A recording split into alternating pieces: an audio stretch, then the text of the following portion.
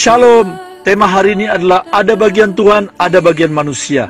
Hari-hari ini banyak orang dikuasai oleh ketakutan karena setiap hari mendengar informasi tentang ganasnya virus corona yang sudah merenggut banyak jiwa.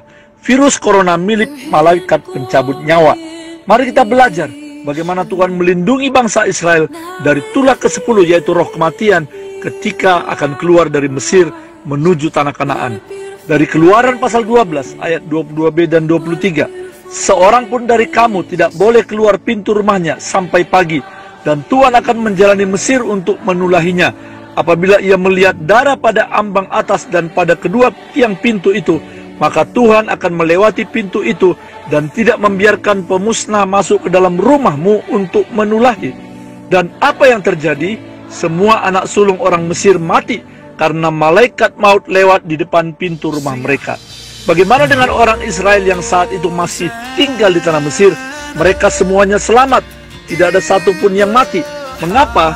Sebab ada bagian Tuhan, yaitu melindungi, memberkati, dan menjauhkan tulah kematian dari orang Israel.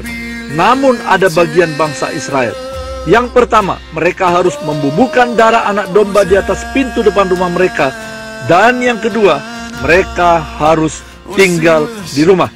Ketika kita berdoa, Bapa, kami minta Engkau menutup bungkus kami sekeluarga dengan darah Yesus, maka itu berarti kuasa kegelapan, virus penyakit, bahaya, roh kematian tidak dapat menembus benteng pertahanan yang dibuat oleh Tuhan terhadap kita, oleh karena ada kuasa darah Yesus yang melindungi kita. Ya, kuasa darah Yesus jauh lebih dahsyat daripada darah hewan yang disapukan di ambang pintu bangsa Israel. Namun ingat saudaraku, ada bagian Allah dan ada bagian kita. Walau kita sudah berdoa dan juga beribadah, namun jika kita masih sering berkumpul di keramaian, mengabaikan social distancing, selalu bersalam-salaman dengan banyak orang, tidak menjaga kebersihan, tidak cuci tangan, tidak pakai masker dekat orang yang sakit, sering mengusap wajah dengan tangan yang kotor, itu namanya kita tidak taat dan kita mencobai Tuhan. Jangan salahkan Tuhan jika tiba-tiba Anda terinfeksi virus corona, walaupun kita percaya dan berdoa, sebab ada bagian yang tidak dilakukan. Amsal 27 ayat 12 mengatakan, kalau orang bijak melihat malapetaka, bersembunyilah ia, tetapi orang yang tidak berpengalaman berjalan terus, lalu kena celaka. Jika kita ibadah online hari Minggu di rumah, itu bukan berarti kita kurang iman, tetapi itu bijaksana. Mari jangan takut di tengah wabah virus corona yang sedang mencekam ini.